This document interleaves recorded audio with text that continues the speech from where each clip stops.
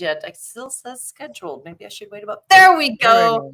Welcome, everybody to live from NCCE Summer Edition. That's right. We're having some summer training, which is awesome.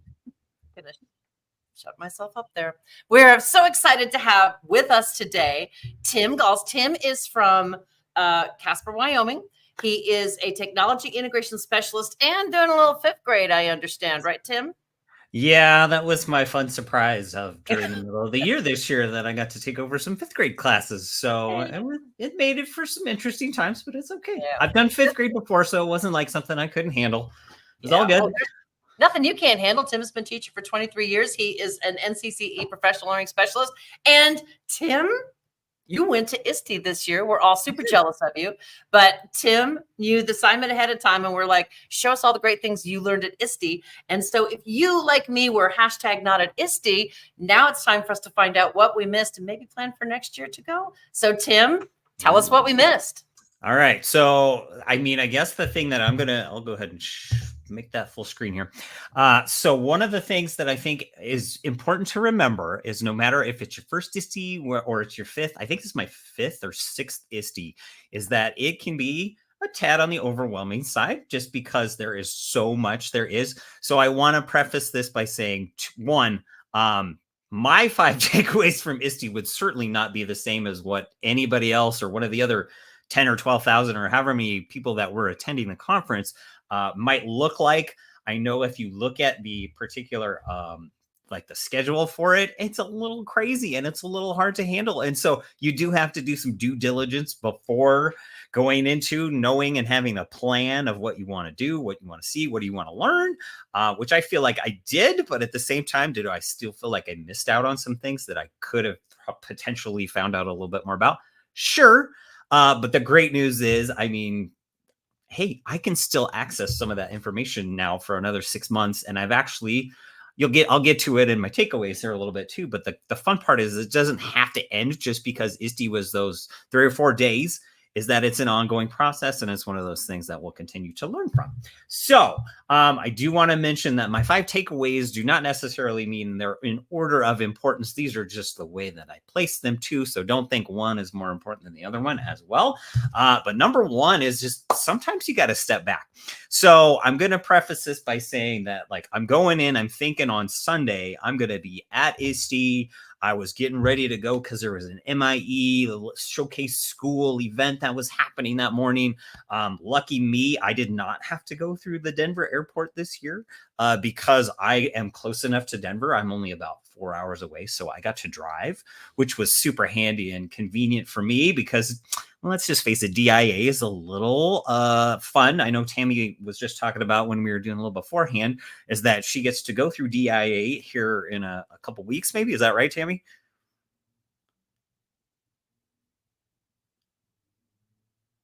Okay. Yeah, well, yes, absolutely. Yeah. Just a couple of weeks. Yeah, a couple weeks. I mean, it's a great airport, but it's a little crazy. I'm not going to lie. So, you know, I was not sad that I did not have to go through the DIA airport. It was nice to just kind of drive. But my step back thing for this is I was all planning. I was ready to go and everything. And then, of course, life sometimes, you know, steps up and throws you a wrench or something, and wherever it might be. And my wrench this year, not a wrench, but a great thing is my Nana, who's lives in Buffalo, which is a couple hours away from me. So I got to drive to the north. So my drive to Denver was a little bit longer, but she turned 100 years old this year. And I was not in charge of the party. And, you know, her birthday was actually on Monday, but they had the party on Sunday. And so my detour kind of took me up there, but I figured, you know what? There's some times in life, like, I love technology, I love ISTE and everything, but here's the thing.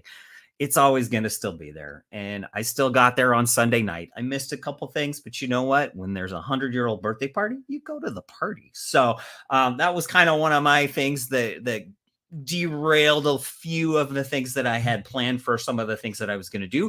But the bonus is, hey, guess what? We're in 2024, which I think in this case, so my slide here is just showing you there's a few things. So there was the MIE event that was happening right here. Well, the good news was because I was at home and because this was live stream, I could still technically attend it. And so I did virtually attend this from afar. I still got to see some great things that were happening in the MIE showcase event that was going on.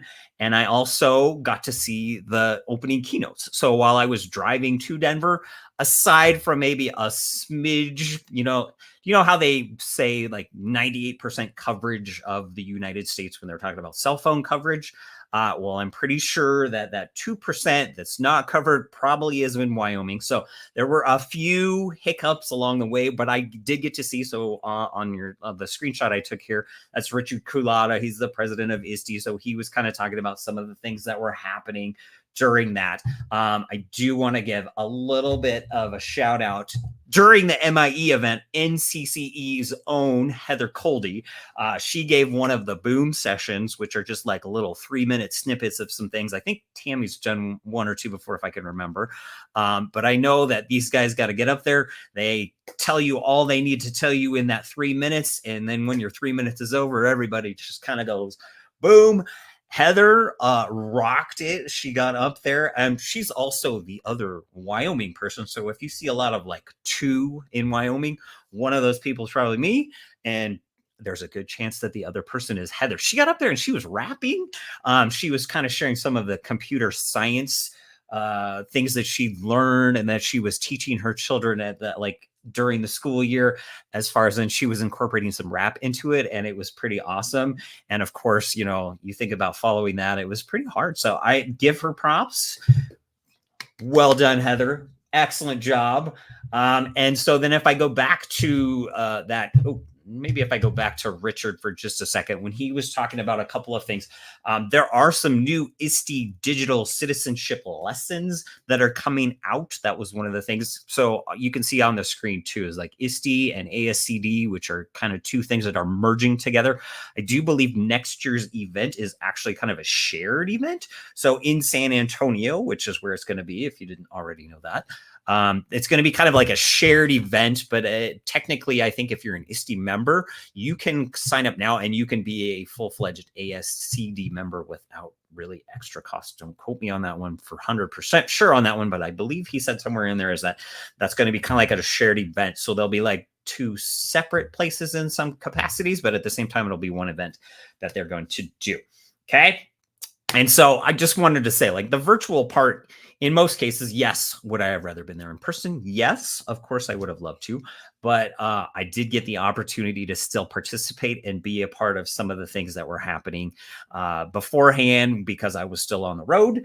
And I mean, I also got to see some of the closing keynote too, where there was a Dr. Merritt Moore, who is a quantum physicist, but she's not just a quantum physicist. She's also a professional ballet dancer, which I thought was pretty amazing when you think about how much time both of those career fields would probably just entail of, like, the dedication it takes to be a part of both of those. And somehow she's managing to do that. She probably tells you there were some long days ahead of her. And I believe in her speech, she mentioned something about going back and forth about retiring from ballet, but then she was back in and kind of going back and forth. But then she eventually got to the point where she was talking about there were some robots involved, and she actually performed with a robot, a ballet piece, which was pretty impressive and not exactly something to see. So you got a little sneak preview of the next thing that I didn't actually get to attend in person. I was there while this was going on, but sometimes, your schedule does not allow you to be in more places than one.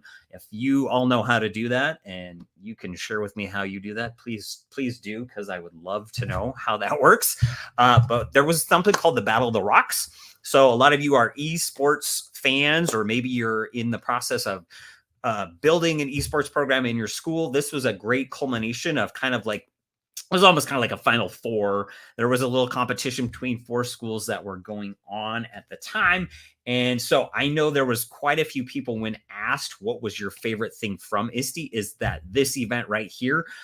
It was just in the big theater. They all had to perform this. They had 30 minutes to build a school. So obviously in prep for this, they had some opportunities to go through and build and kind of say, hey, what are your pieces? And all the teammates knew what they were supposed to do. And it was pretty cool because they got up there and then they had to share what did they do with their schools. They were focusing on things like accessibility, inclusivity, all kinds of different ways for you to have like different energy sources and whatnot might be in the school. And so one of the things that happened was the LA school district team that got there also won the competition due to their presentation and also the build that happened right there. It was pretty cool to see, even as a virtual attendee, just from the background, watching it a few days after the event had happened. And if we're going to talk about esports real quick, and I've all made a Wakelet for all of you too that has some of the links to some of these things that we're talking about, and some of the apps and websites that people are using. I want to shout out to Gwoop, which is a esports gaming training platform. So if you haven't checked out Gwoop, it's based in Minnesota. This guy named Gavin runs it. He's a really cool guy. I got to meet him last year, but I got a little more chance to talk to him this year. But there's some opportunities for you just as a teacher to kind of check it out. You can go play some of their games. It's training. It kind of teaches your brain your reflexes and how fast you are on certain things. So if you do get a chance to check out Gwoop, do that. You can do it with your students, especially if you're building an esports program. It's a great thing to do. So as I continue, I just wanted to shout out to Book Creator as I go into this. And I have this link attached in my Wakelet as well, but they made somebody, I'm not sure who made this book ahead of time, but it's so cool. Somebody decided to make a conference notebook for you. So if you turn these pages, this is just a static image, obviously, but if you go into this book, you can see it's got it broken down by, you can take notes on your sessions. I started doing some of those things. You can make goals for yourself. What did you want to learn? I thought it was fabulous. I kind of started pre-gaming a little bit. I'm still working on it. Unfortunately, I like when you get through there, I tend to take my notes in OneNote, but then I was going to kind of transfer them over. But this would be a wonderful opportunity. Those of you who did attend ISTE, if you did not get to do this or you didn't get to fill out ISTE, your conference notebook here, this would be a great way for you to share with staff members and other people that you have that you want to kind of give a little background onto what you did in or at ISTE. And I just want to say, this is not the end of my presentation because I'm only on number one, but I do want to say, just looking at ISTE in general, if you've been to it, like I mentioned before, it is an undertaking that I can only imagine the board and the partners and the volunteers, so much setup time. I do a little bit of like sound setup and other things at my school. And I just look at that at the convention center and the size of it and all of the different rooms that are there. And I can't even imagine how the setup goes for that. So I do feel like all those people that are involved to make this event happen. And even when things don't go smoothly, like there was a piece to the opening keynote that didn't work because it was a Zoom session. But like, here's the thing. These people pivot. They know how to like make some great adjustments to whatever they're doing. There's all kinds of volunteers and people that are working around the clock just to make sure that this is happening. When you're in the big theater, it almost looks like a full-fledged TV production. So I think it's just really something that we also have to stress is like the people that put on these giant conferences like that deserve some respect and some definite appreciation, applause for them, because I can't even imagine the undertaking it is. And thank you for that. So moving on, of course, now if we're talking about, oh goodness, I just changed, oops. AI is still the hot topic. So my takeaway number 2, if you went to ISTE last year, you know for a fact that ISTE, like AI, there were sessions galore on it. And this year I feel like it got even more so than it was last year. So obviously I think that just, if you're a teacher and you're kind of in the loop and you love tech, AI is kind of like the thing, the good and the bad, everything in between. That basically that's what a lot of people are talking about.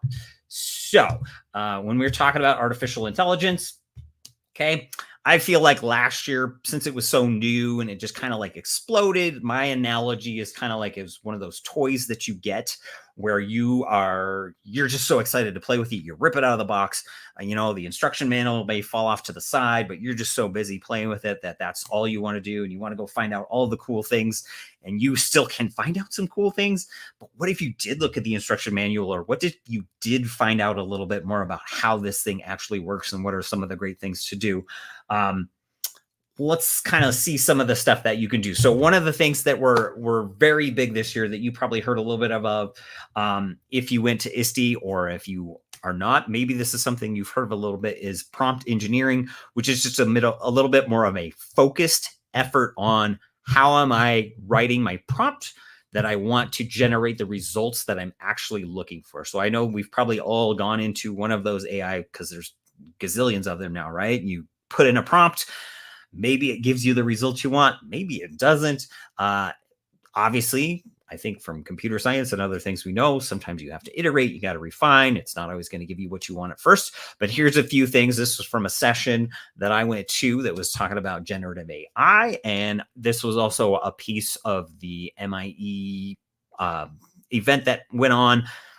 It was interactive, and unfortunately those of us that were doing it virtually didn't necessarily get to see all of it as far as some of these things, but I did include an example from it. But basically, one, what's your persona? So you need to figure out, who are you, or who you want this written for? Like, who are you in the case of this? So if you're saying, hey, I want this written as a high school principal or whatever it might be, if you're looking for something like that, you come up with a persona, and then you look for, what's my objective in here?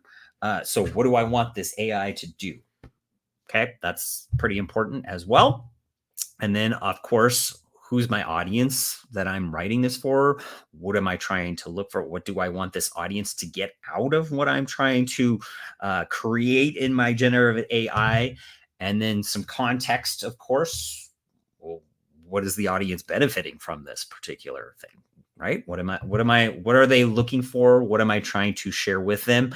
And then, of course, I need to put some boundaries on that as well. If you only want it to be 300 words, then that's a great thing for you to put down and say, hey, I want this written in 300 words or whatever it might be. I need 5 paragraphs. That's important. Unless you do that, or if you set a boundary, your AI is probably not going to give you exactly what you're looking for, right? So this was just kind of a nice little way for you to look at this. It's written in several different ways. Obviously, different people are going to say this, but basically, I think the main components are going to end up looking very similar no matter what you do. This was from Becky and Joe. We're doing this at the Microsoft event that I was talking about. Some of similar things you're looking for, but a lot of their presentation too was talking a little bit about, how do I go in there and almost have like a conversation with the generative AI, which was kind of fun to see. Is like, if you get your results, how do I go back and I reflect on that a little bit? And then how can I look for something else that maybe it didn't give me the first time I gave it a prompt? Okay. Another thing that I got to do, and several other MIEs got to do, was we got to volunteer at the Microsoft Designer Station. It was a line that just seemed to never end. I was at the end of the conference, towards the on the last day, and I was there for a couple hours, and there were just people still coming up. So on, it was a pretty blank prompt for them to look at, and they had to fill in some boxes, and they got a little sticker, or they got to make a little thing where they got to download it as a little avatar person. I saw Muppets, I saw other, Muppets, anime, Pixar, all the things, but it was just kind of fun to see them. And that was kind of the lesson out of that whole thing, was to go back, and if it didn't give them the results that they were looking for, what do I need to change as I go into this a little bit further?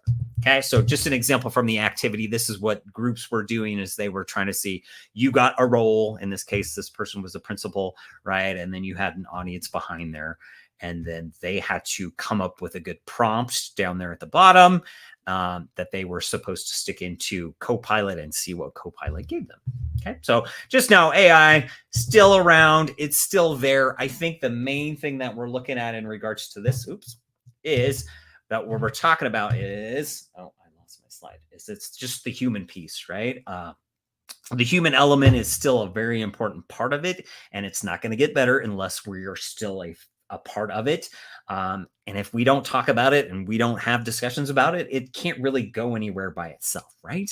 And so we do need to still continue to discuss and debate and learn about it in order for it to be relevant and what we want it to be. So it's still pretty important. Now, in one of the keynotes, there was a guy named Ethan Mollick. This is him right here. He was very entertaining as he spoke about his AI, and he was prompting and doing some things. And, he was typing in some things that were humorous, but at the same time, there's a couple of quotes that stuck out to me as he's like saying, and I just mentioned earlier, it's like we play with it without an instruction manual. Well, he told us there was no instruction manual, which is weird to think about, but there really isn't. So we're just kind of like flying into this without an instruction manual. And we're kind of learning from that piece just to see what's happening there. And then like the bottom one says, this is the worst AI that we're ever going to have to deal with, which if you think about it, you go, oh, that's totally true, because it's just going to keep getting better and better, right? So one of the things just to kind of like ponder and think about and continue thinking about how are we going to do this. Of course, when it comes to ISTE, no matter what you do, I hope for your sake and for mine, I love the technology. It's a great piece to it. I get to go learn some things. I get to go find some things that I can use in my classroom, but really a lot of it is the people. And I love going to see the people, and the community that are there are what really makes this a great event for me, no matter what.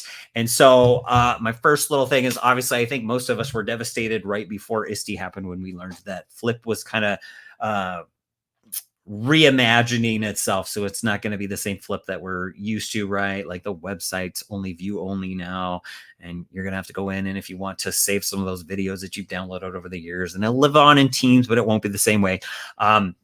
I didn't get to attend the last call that was happening with the Flipsiders. I'm sure most of us in NCCE and other people are part of that Flipsider program and have been for several years, and student voice ambassadors. And you go back and you can probably think about the first time you found Flip and how awesome it was, and how great a part of your classroom it was.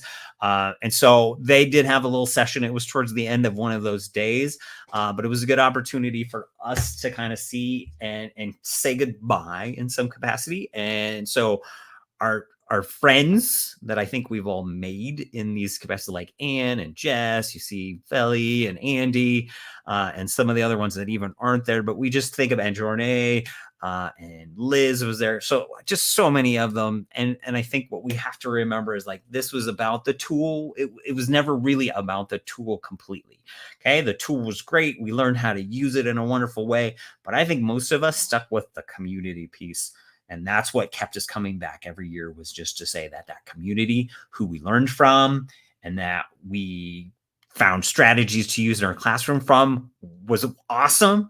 But the people involved was what really made that a special thing that we did. And like, that's how we all spoke the language. And I'm going to call it Flipgrid too, because now I can, and how we can share our love for it. So the thing that I think a lot of us, we realized a few days afterwards too, is that some of our friends who were part of the education roles, they've lost their positions now. There's some reshuffling that's happening.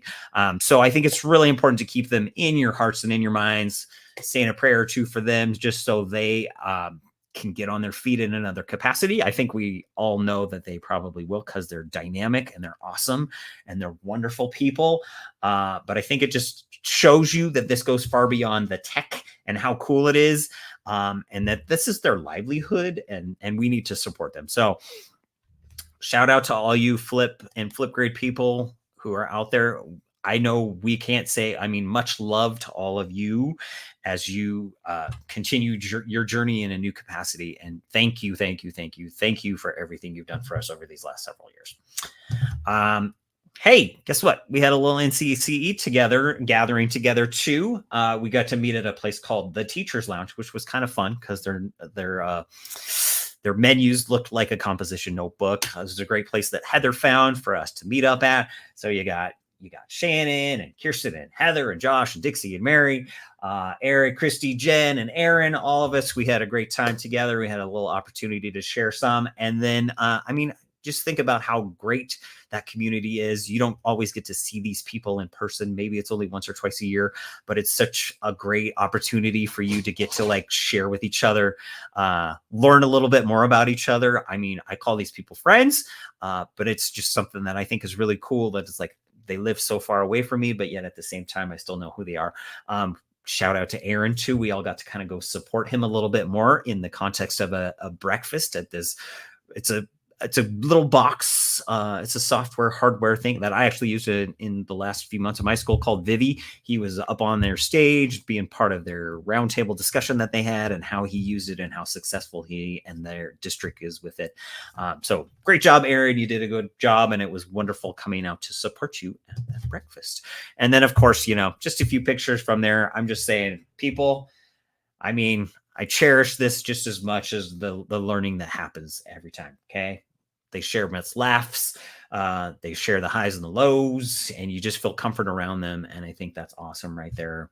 I still call them friends. And that's the coolest part about this whole educational journey that I think most of us have been on, is that no matter out there, you got somebody you call friend that doesn't necessarily live near you. You probably have only seen them on one hand in your entire life, but you can still call them a friend, which I think is wonderful.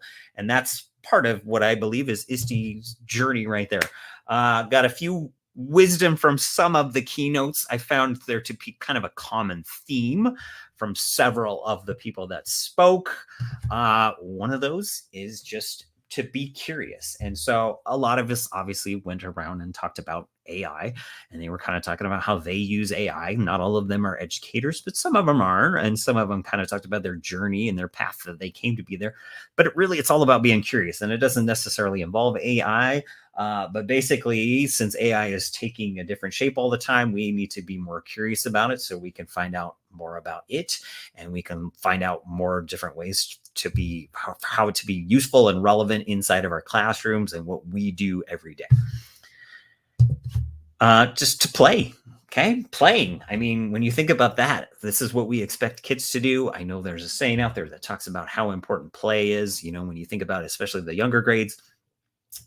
How do we expect them to have the mindset if we don't follow through with that ourselves? Okay. So there were some great examples of ingenuity. I'm not going to say his name because he was a doctor and I'm afraid I'm going to mess it up. But basically, he showed some great examples during this keynote about some indigenous people that create stuff out of basically what we would consider garbage. So maybe it's discarded iPhone batteries and other things like that. And they use plastic bottles to make the filament from it. And then they would make actual 3D printers that probably work as well, if not better, than some of the ones you or I may have like in a classroom or in our schools, which I think is fabulous. He showed some pictures of it. It was amazing. It's just awesome to think about what people can do when they put their minds to it. And so then the other thing, this is a good picture of this right here. That's an example of something that was created using one of those 3D printers. And so just amazing. When we think about all the stuff that gets discarded and other things that we probably just go, oh, it's broken or it's not worthy or value to me anymore, that what they can turn and take out of that and make it into something that actually is functional and maybe is even more useful than whatever it was in its previous capacity. Okay, diving in. That's the other part that Danny Washington, who is a Marine science communicator, that was the title that was put on there. She's a TV host too, though. But basically, I mean, she said, you got to just go dive in. You got to go find out some things that you like and you got to go try it out. And it's good. Sometimes that means you got to take a chance. And then you just never know what road that might lead you to. I don't think she had the idea that she was going to be a TV host at some point in her life, but that's what led her in that direction when she became a Marine science communicator. That led her to making some videos, and then eventually she was a TV host too. But basically, when we're talking about AI and other things, dive in, do your thing.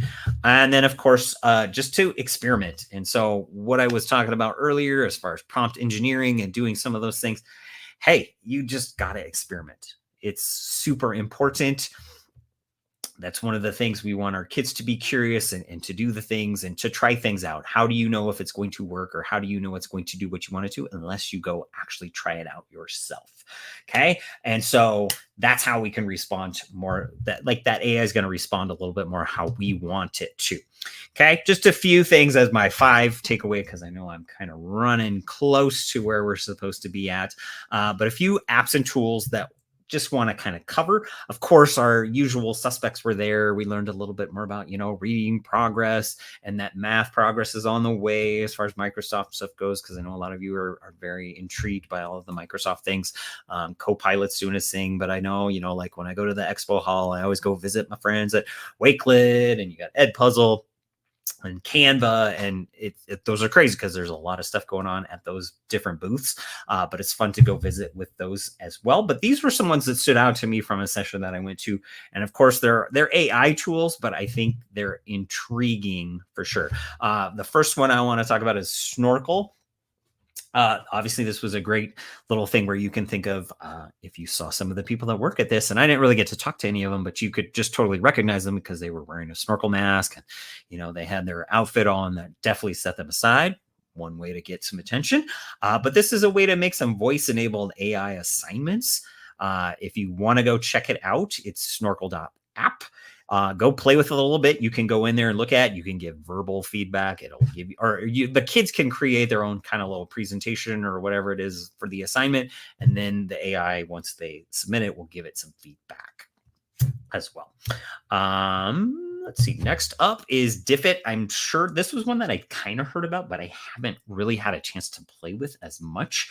But this one I think is super powerful. And especially if you're looking for ways to differentiate and that takes up a lot of your time. And obviously I think a lot of these AI tools are all about time saving and how can we better utilize our time.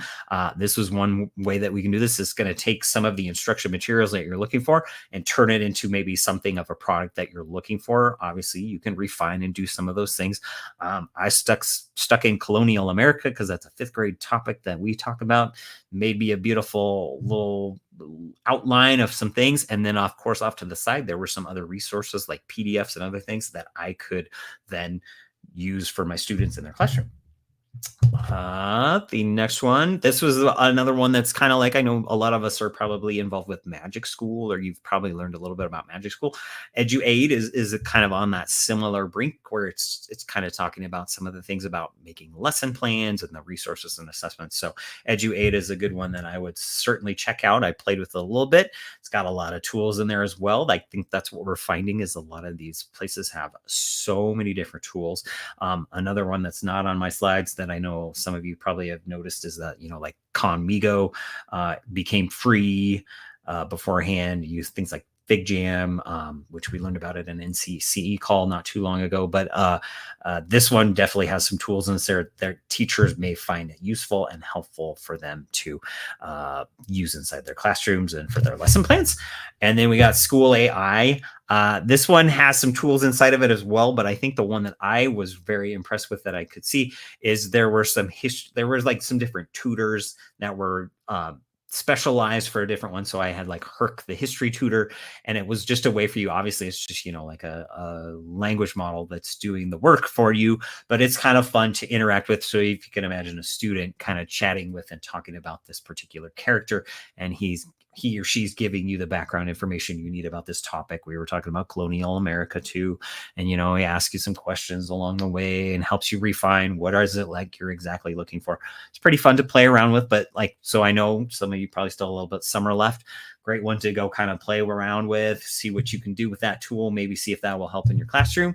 And then the last one, this is a browser extension, but it's Brisk Teaching. I didn't get to play with this one as much, but basically it's one of those ones that's going to help you with your work as well. And it's going to help with your workload.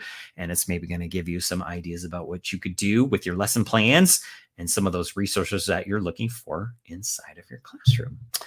And so as I take a deep breath and I go, whew, I feel like that is my 5 takeaways from ISTE. Yay! I wish I could have gone. There's so much. And perhaps there's so much, and you're right. AI is still the hot topic, isn't it? Oh my gosh. It's almost, I know I talked to several people that were kind of like, can we just learn about something else? It's great. And I understand it, but at the same time, sometimes you did have to look a little harder for some of the other sessions, but you can still find them, which is good. Yeah, hopefully we can get teachers to embrace the idea that AI can be used to make our lives easier and do the work that, the busy work that we used to do. Yes. And I love that you showed the pictures of all the NCCE people, especially the professional learning specialists, because that's why we do these. We have lots and lots of professional learning specialists who are available to come to your district or school, and we can train you on a number of things. If you go to ncce.org, you'll see that. And then, of course, you can always come to our conference, which is coming up in February 26 to 28 in 2025. And hopefully, Tim, you and I will get to go to that and I am share. really hoping. Yes. That's fingers crossed. Well, we didn't really have a lot of questions. A lot of people were bemoaning the fact that Flipgrid is gone. I know. That's kind of like sad, but it's still in the Teams environment, right? If you're a Teams school. Yes. So the camera still lives on in Teams. I think you can incorporate it with assignments. I do believe the camera is still in Stream too. So if you're one of those that can use the Microsoft tool, it's still, that camera piece is still on there. You just won't have the topics and the groups that you used to have. Yeah. So it lives on in a strange way. It was definitely sad, but yes, it was. I think it was good for them, and it was cathartic for them to at least have an opportunity to say goodbye. I think you're right. In that capacity, because I think we all know if somebody's not snatching them up and having them use them then they're missing a giant opportunity. 100% agree. There's some amazing educators there in the Flip team. Oh, yeah. Well, Tim, thank you. If we get an opportunity to do some AI in the upcoming Live from NCCEs, I'm going to invite you back to share, to kind of do some deep diving in those AI programs. I hope everyone enjoyed. I hope you kept cool, because you can be inside in the AC while you do your summer PD with NCCE. See what I did there? Thanks for joining us, Tim. Thank you for your time and your talent and your gifts. And everyone else, keep cool during this heat wave, and we'll see you next on Live from NCCE. Thanks for having me.